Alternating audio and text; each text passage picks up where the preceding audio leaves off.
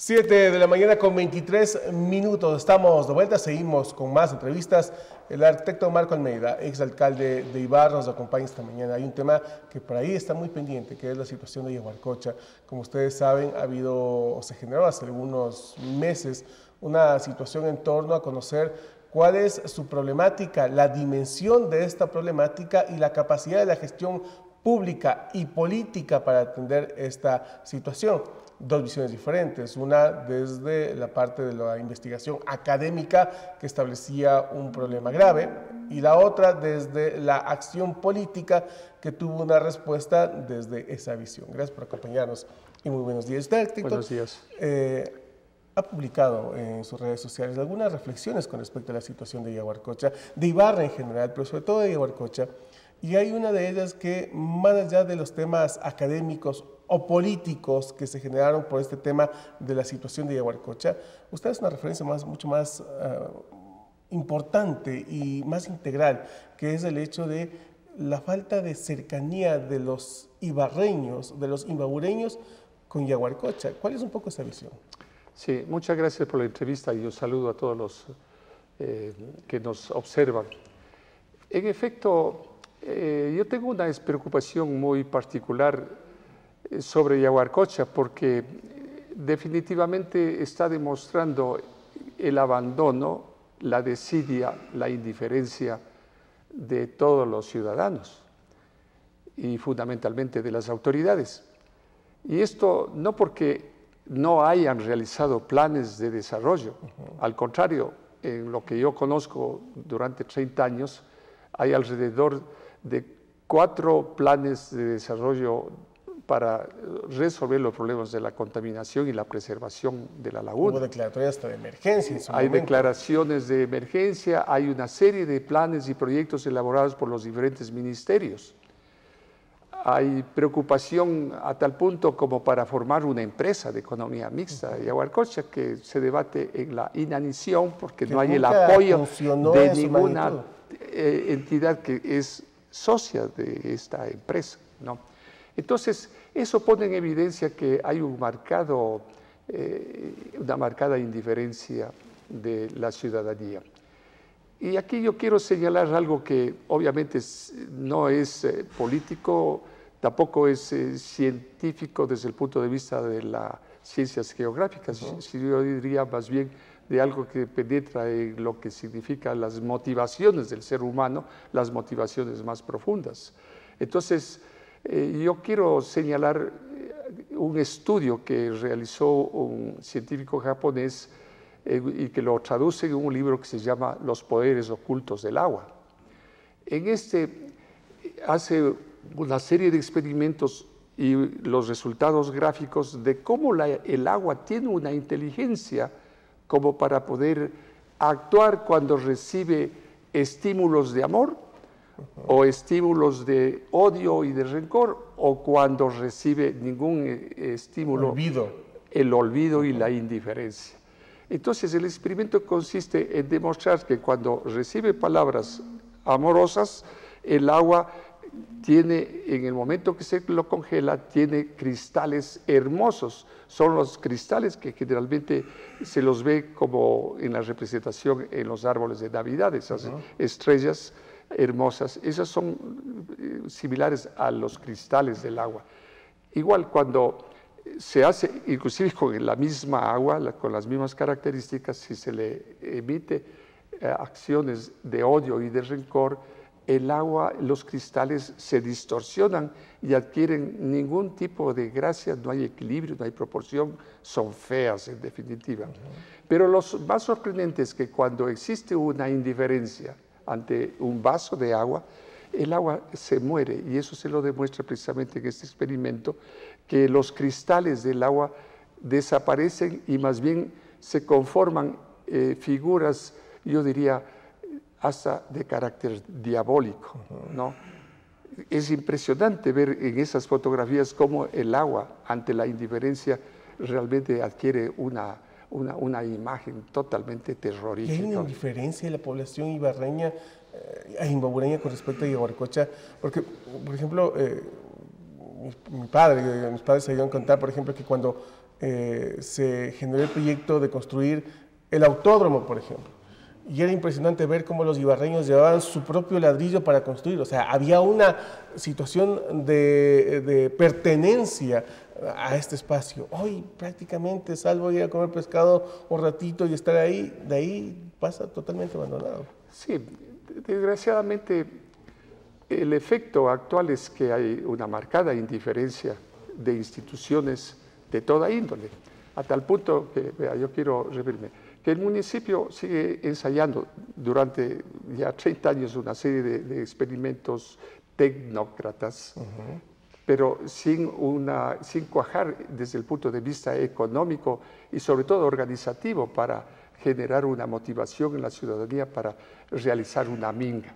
Y en eso vale la pena señalar el gran esfuerzo y el liderazgo que tuvo nuestro directo amigo Pepe Tobar, que llegó a impulsar a toda la ciudadanía, desde luego para motivar la realización del autódromo con fines deportivos y turísticos, aunque en ello también no hubo una especial preocupación sobre el agua mismo y su contexto histórico geográfico, ¿no?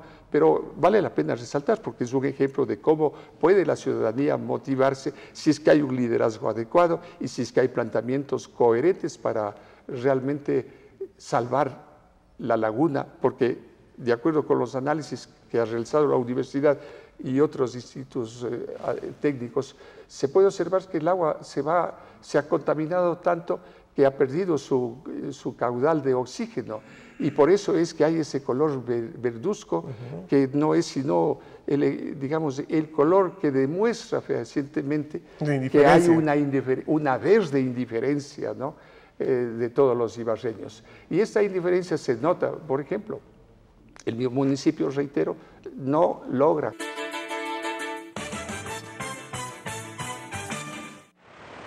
para impulsar esa minga. Y esto sucede porque hay varias instituciones que no laboran, que no colaboran, ¿no? Vea, un ejemplo, yo diría, tan elocuente, el proyecto que está planteando el Consejo Provincial con el programa Geoparque Imbabura.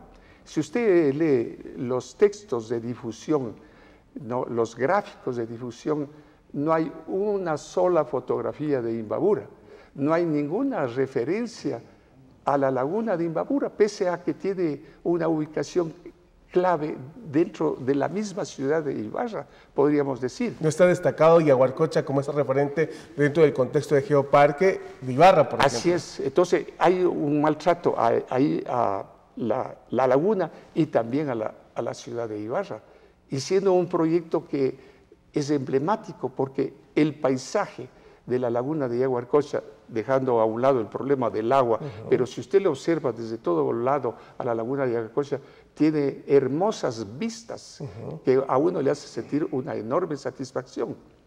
Pero además, la laguna de Yaguarcocha tiene un contenido histórico que tiene que ser revalorizado. O sea, no solo el tema ambiental, sino todo el contexto histórico que significa Yaguarcocha. Claro, porque hay, para mí, la heroicidad de 60 años del pueblo caranqui para defenderse de la invasión inca, y con la muerte de miles de indígenas, y los últimos, los 20.000 que fallecieron en la laguna de Yaguarcocha.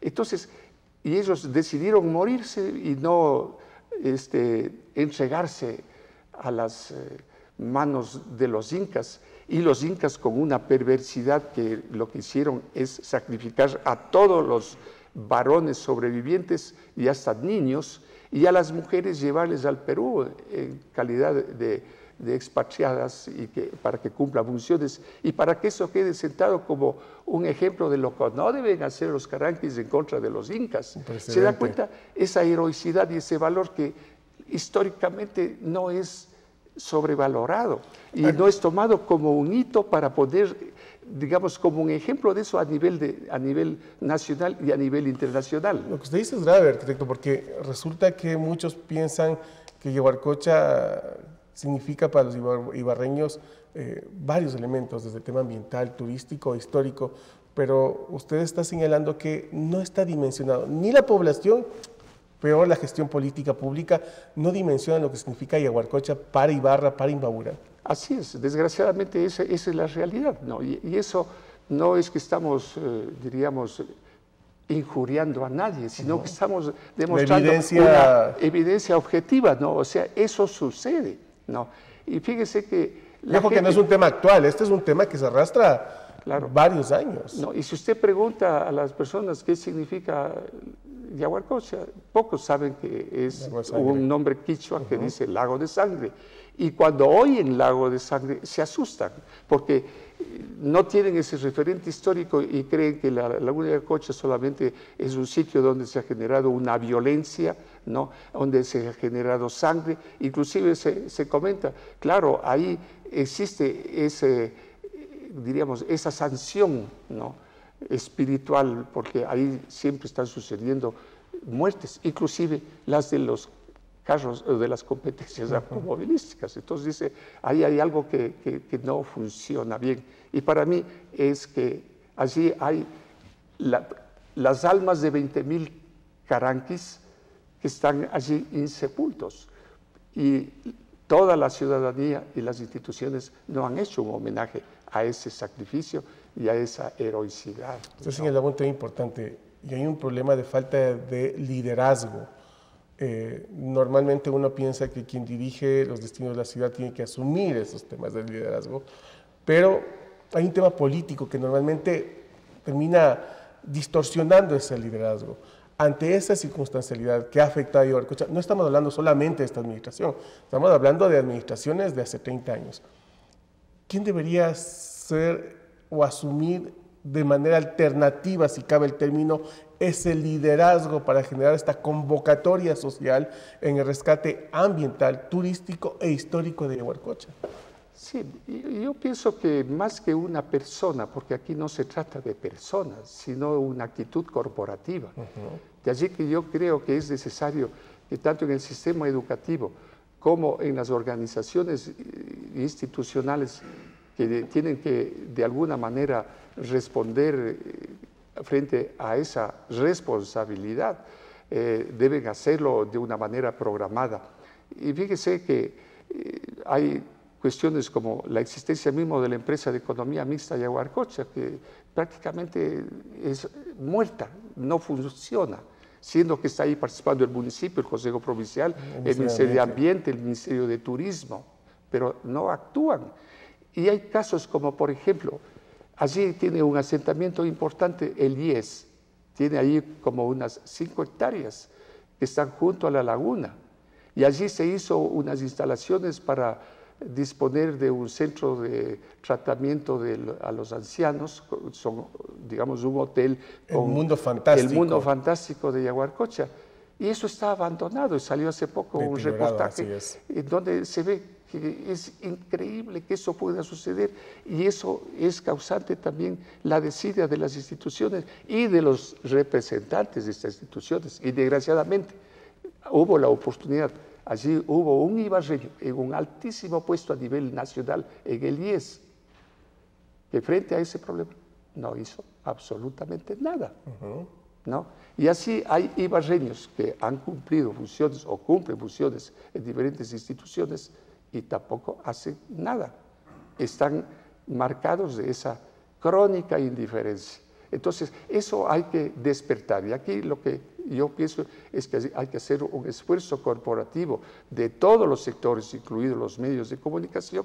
Por ejemplo, este certamen me parece muy interesante porque es la manera de cómo se puede ir sensibilizando a la gente para que todos se activen en una función no individual, porque es lo peor el individualismo y eso de creerse líderes, ¿no? Yo pienso que el liderazgo es otra cosa, ¿no? Es ser conscientes. El liderazgo es ser consciente de que hay varios líderes en diferentes especificidades que son jóvenes y son activos, no, porque hay, digamos, viejos activos, porque hay también jóvenes muertos, ¿no? Entonces se necesita hacer es que sean activos y dinámicos, pero que se den cuenta que detrás de eso hay el rebaño y conjuntamente con el rebaño todos se dan cuenta de que hay un liderazgo. Y el liderazgo puede ser una persona o puede ser una idea. Entonces, el liderazgo puede ser una idea con suficiente motivación para poder impulsar.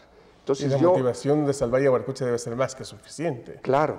Entonces, entonces a mí me parece que yo he estado utilizando los medios de información a través del Internet, porque pienso que ahí hay una herramienta que tiene una facilidad de multiplicar efectos en una forma más oportuna y más dinámica, ¿no?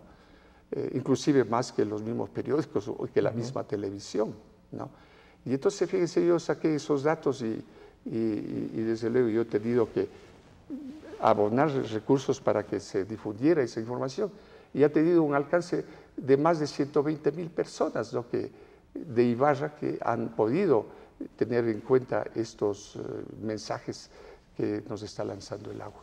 Agradecemos la presencia del arquitecto Marco Almeida. Importantes reflexiones, importantes visiones y necesarias en torno a un espacio que tiene una riqueza, como bien lo ha señalado, no solamente ambiental, no solamente turística, también histórica, que no ha sido referenciada y que ante la indiferencia generalizada pues se encuentra como está. Ojalá haya una reacción positiva y propositiva ante esta problemática que debería tener como especial preocupación a todos los imbabureños y sobre todo a los ibarreños. Le damos el agradecimiento al arquitecto Marco Almeida por su presencia. Nos vamos a una breve pausa. Sí, una última cosa. Sí. Hay algo que es muy importante, ¿no? Yo realicé en el año 2010 un estudio para la recuperación de las riberas del río Tahuando. Y es un estudio que abordó desde su nacimiento hasta el paso por la ciudad de Ibarra. Y allí se delineó una serie de estrategias técnicas de orden administrativo para poder recuperar el río, las aguas del río, porque esos son el principal vertiente de agua para la laguna de Yaguarcocha. Entonces, Yaguarcocha hoy no está alimentada porque está desbaratada la sequía, y además el agua que llega ya es totalmente contaminada, porque todo el río Tahuando está contaminado. Y entonces allí hay que hacer un gran esfuerzo porque se trata de defender esos dos patrimonios, el río Tahuando y la laguna de Yaguarcocha. Los dos están, como diríamos, conectados, están complementarios, ¿no? Y entonces, y claro, hay que desarrollar allí toda una serie de políticas para el tratamiento de las áreas rurales. Y lo que es más importante, y esto es reflejo del estudio que yo le he hecho, en la Universidad Central de Ibarra, en la Escuela de Geología y Minas, existe un estudio realizado por científicos norteamericanos que determinaron que existe en esta zona, que empieza a 500 kilómetros adentro del Pacífico, y que por un ancho de 500 kilómetros de ancho, y el largo, estimo yo, de unos 2.500 kilómetros, ¿no? Es bastante. Hay un acuífero de agua pura que está comprimido entre la placa de Nazca y de los Andes. Y es una placa que con los movimientos que hay va impulsando el agua de este acuífero. Y son los lagos de Imbabura y los ríos de Imbabura los que reciben esos flujos desde esa capa subterránea que está a cientos de kilómetros. Existe esa conexión. Y entonces, hoy nos estamos muriendo de agua. Ibarra está sufriendo ahora. Hay barrios que no tienen agua porque ya no hay capacidad, volumen para una población enorme que tiene Ibarra. Y sin embargo, ahí hay un agua. Cabe decir que nosotros nos estamos muriendo de sed sentados sobre un enorme acuífero de agua, ¿no? Entonces, allí hay la necesidad de impulsar también otro tipo de proyectos para resolver los problemas. Son varios temas que necesitan una especial atención. Ibarra necesita ya una atención o una intervención académica, técnica, científica de otro nivel, con otro tipo de interés. Ojalá haya una respuesta positiva desde los diferentes sectores que tienen directa responsabilidad, pero desde la población para que se exija y se impulse este tipo de acciones. Reiteramos el agradecimiento al arquitecto Almeida por su presencia. Una breve pausa, seguimos con más invitados.